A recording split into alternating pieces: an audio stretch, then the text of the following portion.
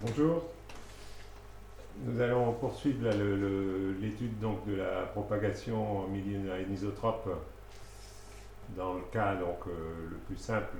Donc on a un axe de symétrie qu'on va considérer comme vertical, là, donc le cas d'isotropie transverse. Donc on a vu que dans ce cas-là, pour décrire les relations contraintes-déformation, on a besoin de 5 coefficients élastiques. On a vu que soit on avait un milieu qui était intrinsèquement anisotrope, soit on avait aussi la possibilité, en faisant un millefeuille de couches fines isotropes, d'obtenir en fait un comportement global anisotrope. Donc on avait calculé les coefficients équivalents d'un milieu anisotrope, constitué de fines couches, puisque c'est quelque chose qui se produit géologiquement assez couramment dans la sédimentation. Et donc, maintenant qu'on a ça, on va regarder qu'est-ce qui change là donc au niveau de la onde élastique quand elle se propage dans ce type de milieu.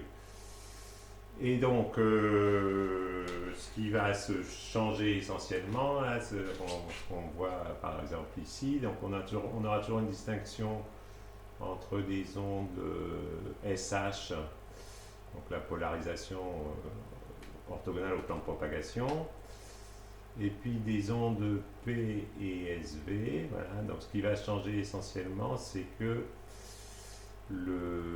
par exemple ici, la vitesse de propagation des ondes SH, on voit, dépend en fait de l'angle d'incidence de l'onde par rapport à la verticale, là, dans l'état habituel en fait ici. Donc V n'est plus la même suivant les directions de propagation. Alors on voit ici que c'est assez simple, là le calcul pour les ondes SH est un peu plus compliqué pour les ondes P et SV, donc on regardera ça, et bien on aura le même système d'ondes en fait, vitesse des ondes P en fait ici qui dépend de l'angle d'incidence des ondes P, et pour les ondes S aussi qui dépend de l'angle d'incidence des ondes S. Et alors, il y a une nuance ici aussi, c'est que les ondes, au lieu d'être des ondes P et SV, des ondes quasi P et quasi SV, ça c'est parce que en fait, la polarisation maintenant de ces ondes-là, là, en fait, P et SV, va plus être parfaitement longitudinale ou parfaitement transverse, mais on aura en fait un angle en fait qui entre la polarisation sera plus parfaitement longitudinale en fait. C'est aussi bien pour les ondes P et puis plus parfaitement transverse pour les ondes SV. Donc ce sera la deuxième conséquence de ces choses-là. Voilà. Donc si on regarde comment ça se présente là, donc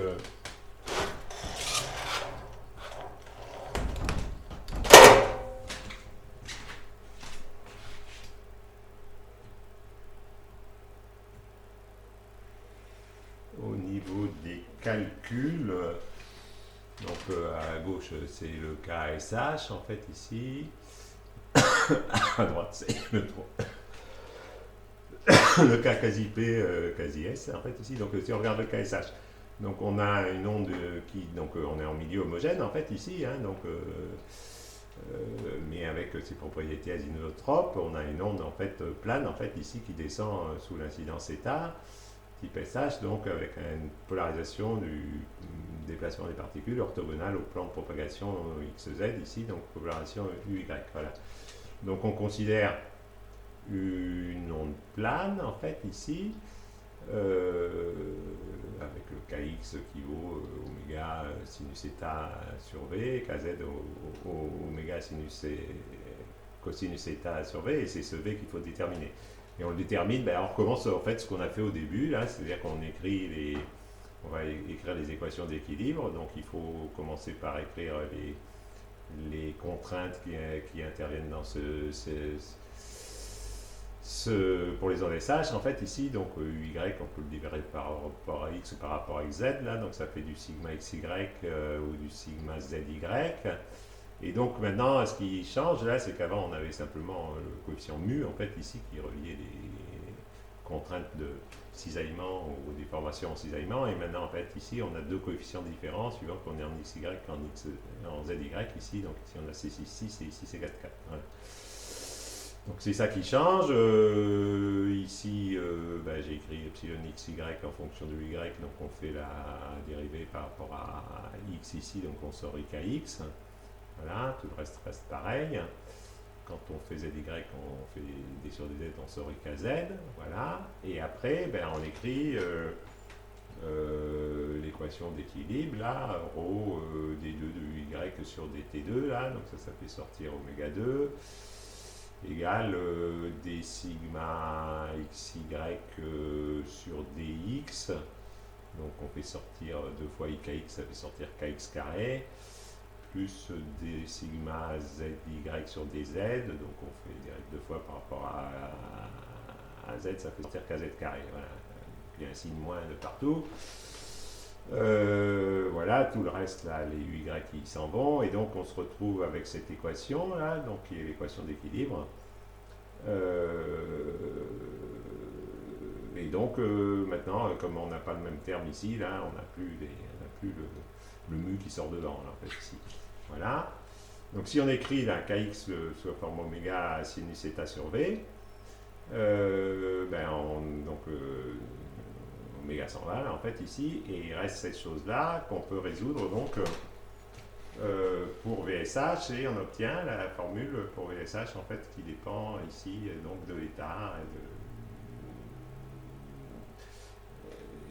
qui dépend de l'état. Voilà. Donc ça c'est le cas des ondes SH. Alors pour les ondes quasi P, donc en fait ici, donc avec l'incidence θ par rapport à l'axe de symétrie, en fait ici. Alors en fait ici maintenant, là, le truc c'est que ça va être la polarisation, elle va être comme ça, là, en fait, ça va plus être parfaitement longitudinal. Donc le truc de travailler avec le gradient qui assurait la polarisation longitudinale ou le gradient d'un potentiel là, rotationnel pour l'onde QSV qui a assuré la polarisation transverse, ça marche plus. Puisqu'en fait la polarisation elle est pas parfaitement longitudinale en fait ici. Donc on est obligé de repartir en fait de U, et en fait ici écrit avec ces deux composantes UX et UZ là, en fait ici, voilà, et sous forme d'onde plane. Et ça fonctionne en fait comme ici là. Il faut regarder les contraintes là qui sont générées par ces ondes. Donc il y a du sigma ZZ là, des UZ sur des Z là, voilà, qui fait intervenir C1,3 et C3,3. Il y a du sigma XX, là, des UX sur des X qui fait intervenir C1 et C1,3. Et puis on a du sigma XZ, là, donc des UX sur des Z, qui fait sortir du C4,4. Voilà, donc on a besoin de ces coefficients-là là maintenant.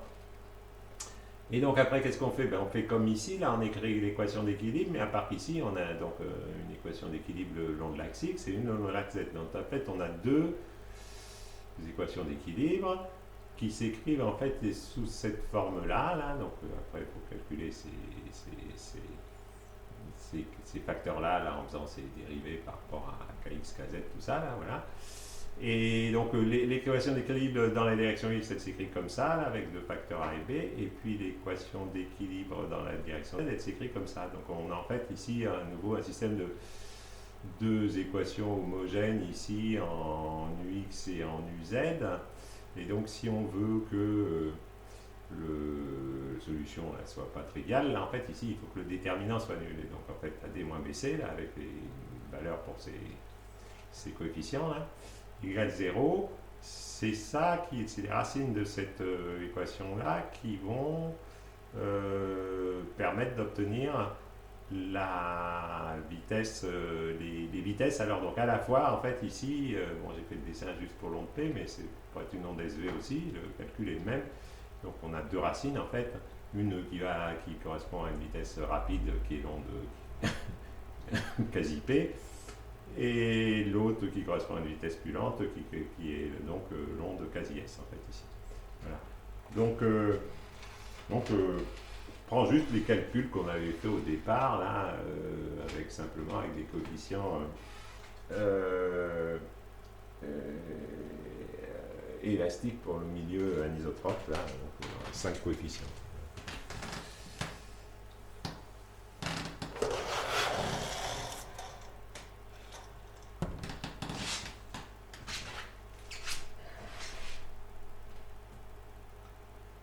Voilà, donc là les calculs sont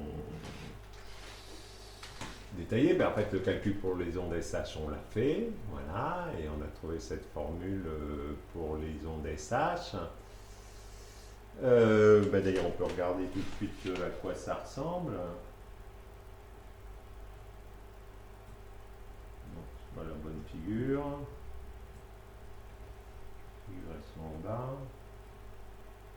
C'est celle-là.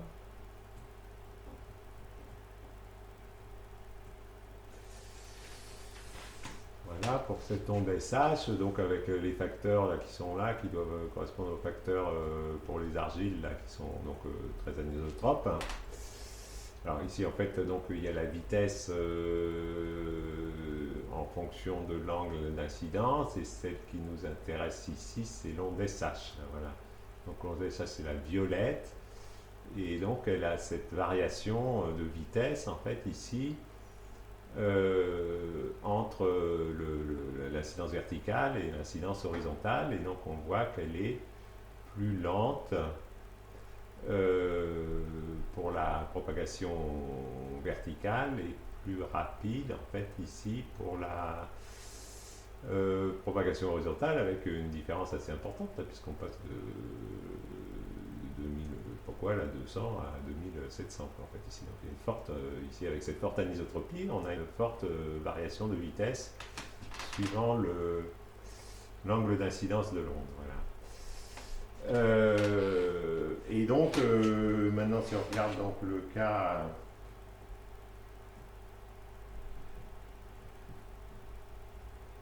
du calcul donc pour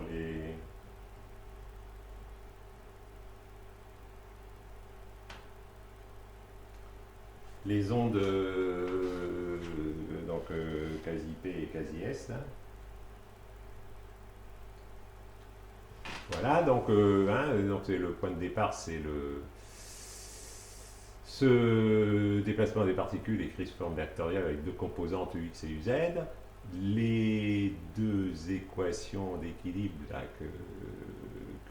donc j'avais écrit AUX plus BUZ là, est égal à 0, donc c'est celle-là, là, voilà, ça c'est l'équilibre sur UX. Voilà, si on met tous les termes en UX d'un côté, là, puis tous les termes en UZ, là, ça s'écrit donc AUX plus BUZ, là, donc les A et B, c'est ces expressions-là, voilà, et ça c'est l'équation de l'équilibre le long de l'axe Z, en fait, ici, là, dans les actions Z, voilà, donc on doit avoir ces deux équations. Et ben, le déterminant nul, c'est cette expression qui est là, en fait, ici, là, donc UX, ça fait ρ oméga 2 moins C1, machin truc, là, c'est ce truc-là. Et puis UZ, il s'écrit ici avec ρ oméga 2, machin truc, là, donc voilà, ça c'est le produit des deux termes. Moins, en fait ici on a le même terme, là, donc ça fait moins C1, ce truc-là au carré. Donc ça c'est le déterminant est égal à 0. Et donc on cherche les racines de ce système en faisant apparaître QP de la même façon qu'on a fait apparaître VSH ici, c'est-à-dire en disant que les KX là en fait ici et les KZ c'est donc oméga KX oméga sinus θ sur VQP, voilà, et KZ oméga et KZ oméga cosinus θ sur VQP. Voilà, donc c'est là on sort comme ça ici, et donc ça sort en fait cette racine là. Donc en fait ça c'est les solutions d'un système d'équation au deuxième degré là, avec moins A moins A plus le déterminant là, et puis moins A moins le déterminant là, en fait ici là, voilà. ben, moins A plus racine de B2 moins 4AC, et puis racine à moins A plus moins B2, moins racine carrée de B2 moins 4AC. Donc ça, on obtient ça avec les racines de cette équation-là, qui sont là. Là où D2, D2, c'est racine de B2 moins 4AC, là, qu'est-ce machin-là, voilà. Donc on a ces deux vitesses, et donc cette où il y a le signe plus, c'est plus rapide, là, donc c'est la vitesse des ondes QP, et celle moins, c'est la vitesse des ondes QS, et donc, ça c'est celle qui était sur l'image qui est là, voilà, donc on a regardé SH, donc on voit, alors d'abord l'onde rapide, là en fait ici QP, là la rouge, là, donc il y a aussi une vitesse qui dépend forcément de l'angle d'incidence, avec aussi cette chose que elle est plus lente pour les incidences quasi verticales et plus rapide pour les incidences quasi horizontales, là, donc quand elle est ici, ça c'est quand c'est dans la direction de l'axe de symétrie, et ça c'est orthogonal en fait à l'axe de symétrie du milieu. Voilà. Et donc l'onde quasi S, elle est ici. Donc c'est la bleue. Voilà. Et donc on voit qu'elle n'a pas le même comportement que l'onde SH. Alors elle a la même vitesse en fait que l'onde SH pour l'incidence verticale, mais après donc elle a ce comportement où elle augmente et puis ensuite elle rediminue et on retombe à la même vitesse. En fait. Donc en fait on a voilà, alors, en fait, ici, ça, c'est ce qu'on, le phénomène classique là, en optique là, de birétringence, c'est-à-dire qu'on peut avoir deux ondes S avec des vitesses différentes suivant la polarisation qu'elles ont, en fait, ici dans le milieu. Là, voilà. Donc, les ondes SH et SB maintenant n'ont plus la même vitesse de propagation. Donc ça, c'est le truc principal, c'est que maintenant, la vitesse dépend de l'angle d'incidence de l'onde. Voilà. Premier résultat. Alors ensuite, j'avais dit qu'il y avait une histoire de polarisation qui n'était pas parfaitement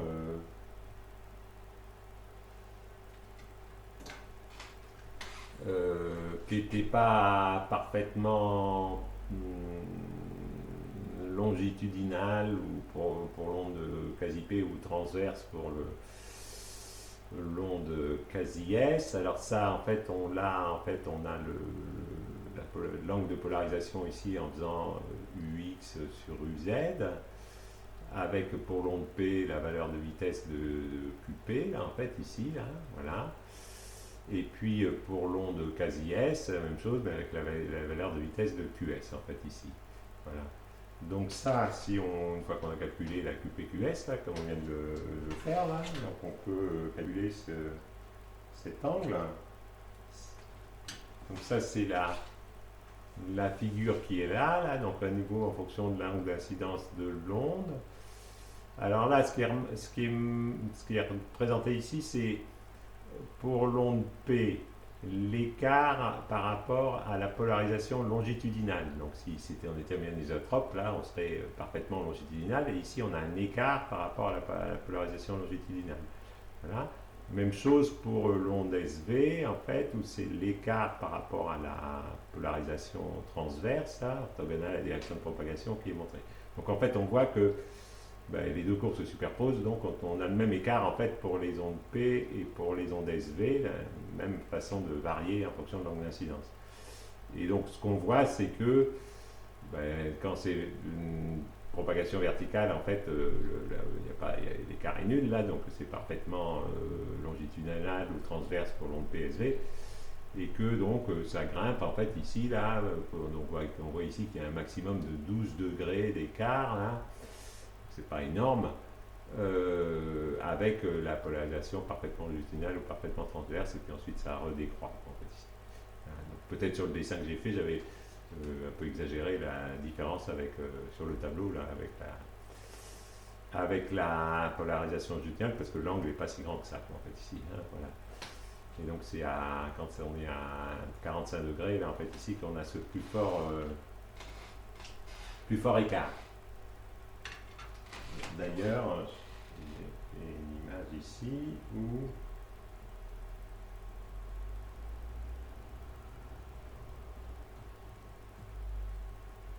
cette image-là,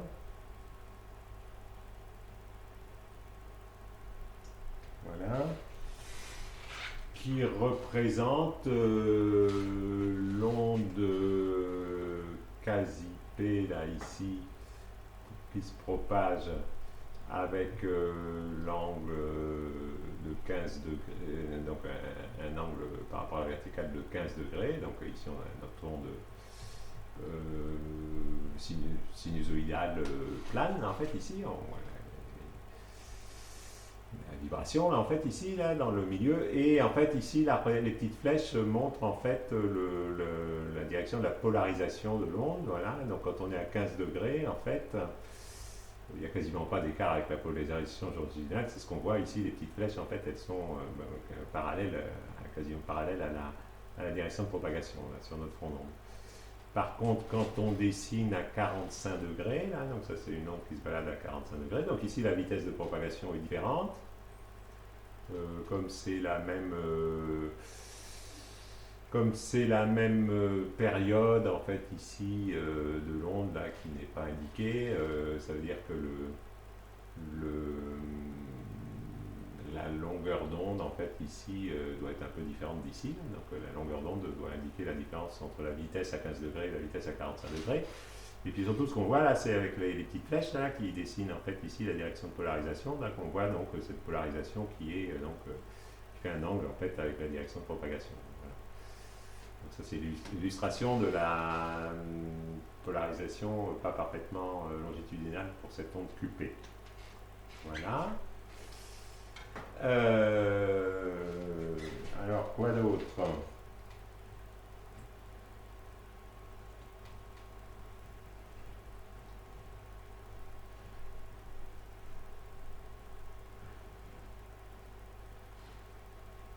Alors après donc alors ce qui va se produire maintenant, c'est que comme la vitesse dépend de l'angle d'incidence, on va avoir, quand on va mélanger des ondes avec plusieurs directions d'incidence, en fait ici, par exemple une onde sphérique qui part dans toutes les directions, là, voilà, donc ça a plein d'incidences différentes là.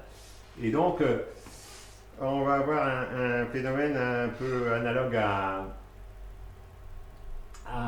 ce qu'on a quand il y a de la dispersion, quand la vitesse dépend de la fréquence, là, mais ici ça va se produire avec la variation en fonction de l'angle d'incidence. Et donc ça, on va avoir à nouveau une notion de vitesse de groupe ici, quand on va en fait mélanger plusieurs, superposer, là ici, additionner plusieurs ondes plane ici en milieu anisotrope, chacune avec son amplitude. Alors en fait ici maintenant quand on étudie la dispersion qui dépend de oméga, on a ici une intégrale qui dépend de oméga, et en fait ici on a maintenant une intégrale qui dépend de kx et de kz, c'est-à-dire de kx c'est sinus θ et kz c'est sinus θ et kz c'est cosinus θ en fait ici, voilà. Donc on a cette somme sur kx et kz de nos ondes qui se promènent dans différentes directions, et par contre kx et kz ils sont reliés en fait par ce qu'on appelle encore la relation de dispersion, là, la relation entre oméga, kx, kz. Donc par exemple pour l'onde S, c'est ce qu'on avait au-dessus là.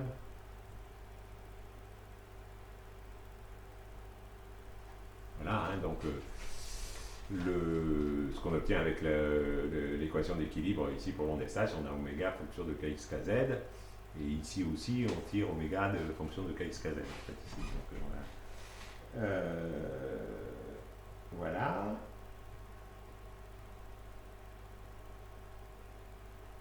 Et donc on utilise encore cette même notion ici que on va avoir des interférences constructives en fait pour certaines valeurs de kx et de kz en fait ici, et donc on cherche encore ces conditions d'interférence constructive avec cette condition de phase stationnaire là, où on dit qu'en fait ici ce qu'il faut c'est que pour un certain éventail de valeurs de Kx et de Kz, en fait, ici, cette phase stationnaire pour que ces ondes s'additionnent de façon constructive et fassent une forte amplitude, en fait. Voilà.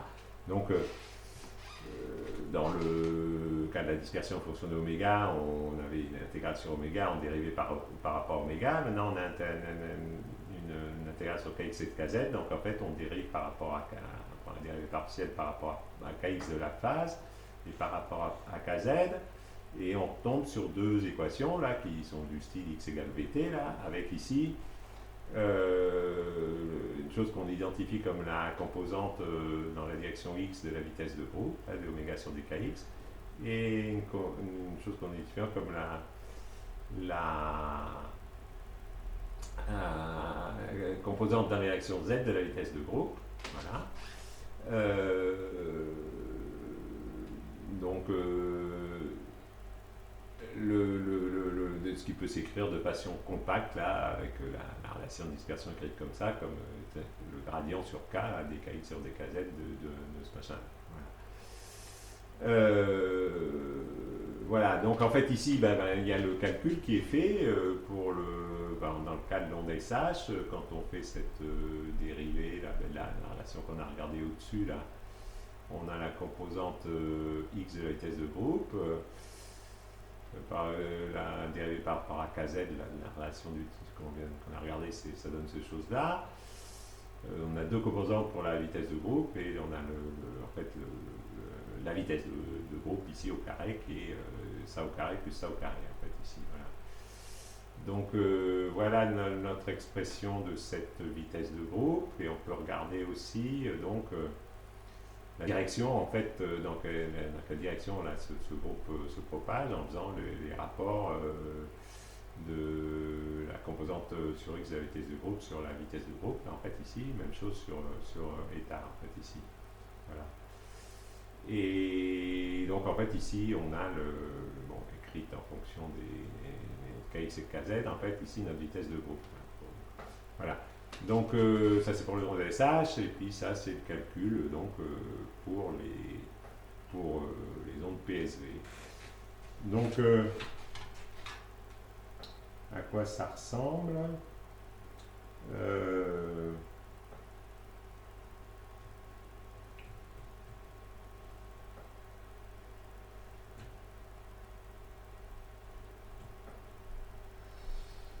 Voilà. C'est des choses qui sont en bas. Alors en fait, on a donc en fait ici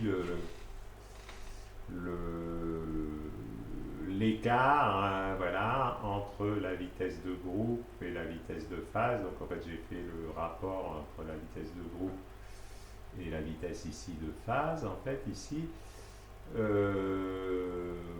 Moins 1 en pourcent, là, en fait, ici. Donc si c'est égal, ça fait 0, là. Voilà, on est là.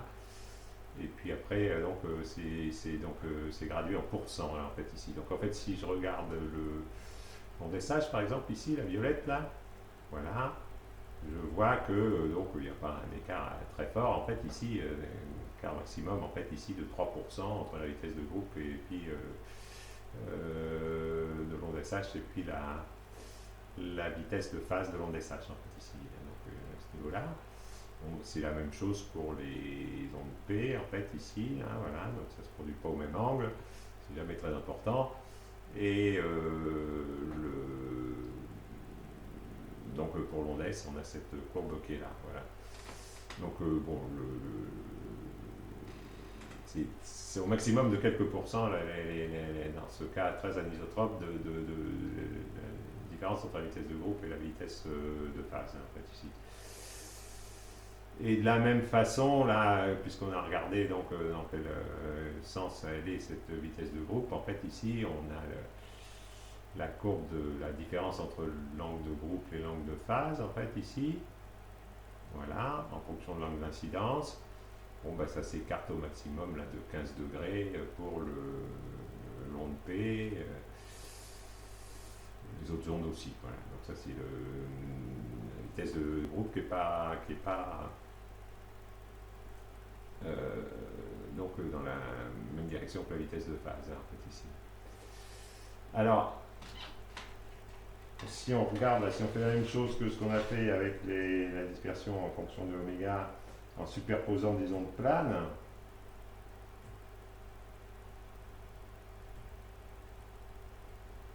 voilà. Dans le cas d'onde SH, on prend ici tout un éventail d'ondes planes, en fait, ici, entre 0 et 20 degrés. Donc, en fait, on superpose des ondes, là, qui se baladent chacune avec des ondes planes, chacune avec une vitesse différente. Et avec ces angles d'incidence, ici, entre 0 et 20 degrés. Et on additionne tout ça, c'est l'intégrale, là, en fait, sur KX, KZ, en fait, ici. Ça revient à une addition, là, des ondes planes, comme on a vu précédemment. Et on voit en fait se former ici les interférences constructives, en fait, ici, et qui se promènent en fait dans cette direction-là, là, voilà. Donc c'est la vitesse de groupe, qui correspond à la propagation du groupe d'ondes, en fait, dans cette direction. Voilà. Voilà, donc ça c'est pas là qu'on a le plus de dispersion pour notre onde SH, là. Donc si on revient à la courbe d'avant, là on était par ici, il n'y a pas beaucoup de dispersion, là, de changement de vitesse en fonction de l'angle, là, quand on prend entre 0 et 20. Et si on va plus loin, il y a une plus forte différence, là, en fonction de l'angle.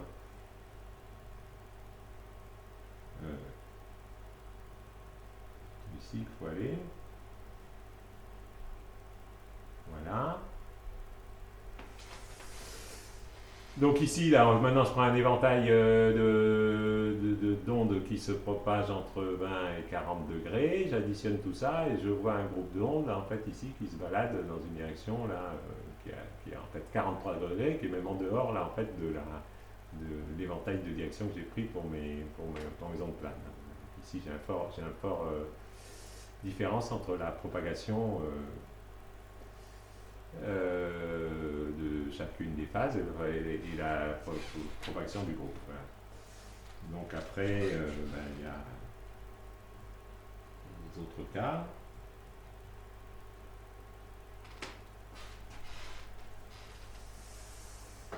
Ici, je prends des ondes là, avec des incidences encore plus fortes, 40-60 degrés. Il y a encore pas mal de dispersion là, en fait, ici. Et donc, j'ai ce groupe d'ondes là, en fait, ici, qui se balade à 62 degrés. Voilà.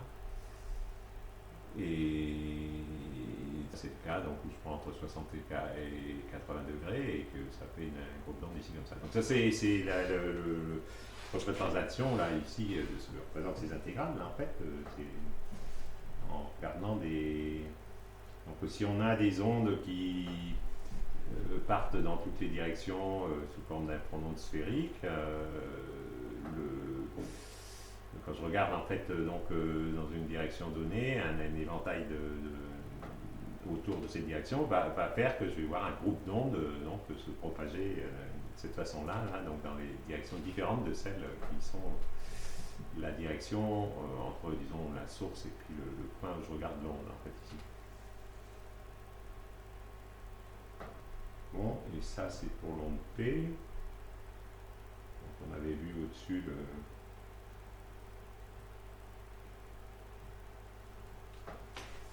donc ça, c'est représenté simplement la polarisation, pas parfaitement longitudinale de mon onde. Et ici, donc un groupe d'ondes fait d'onde P qui est entre 0 et 30 degrés, là, qui fait un groupe qui se balade à 23 degrés, là, voilà. Donc ça, c'est la direction de la vitesse de groupe, en fait, ici. Et ici, donc, quand il y a plus de dispersion là, entre 30 et 60 degrés, un groupe là, qui est encore donc, une différence plus importante par rapport à ce qu'on a ici. Voilà. Voilà.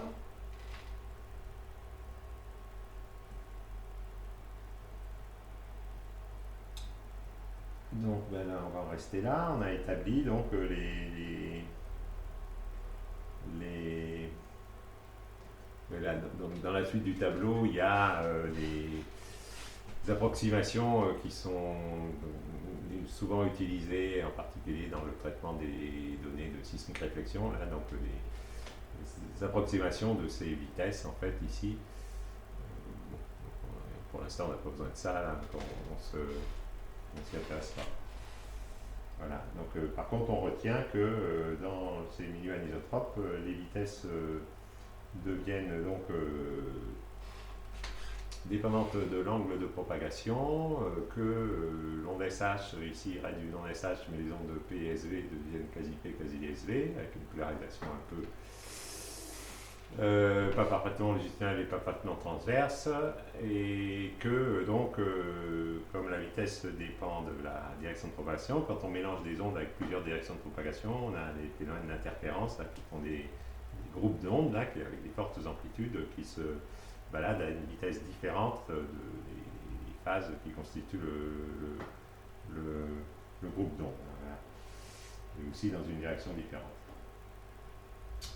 Voilà, donc c'est tout pour cette propagation, cette initiation à la propagation en milieu anisotrope.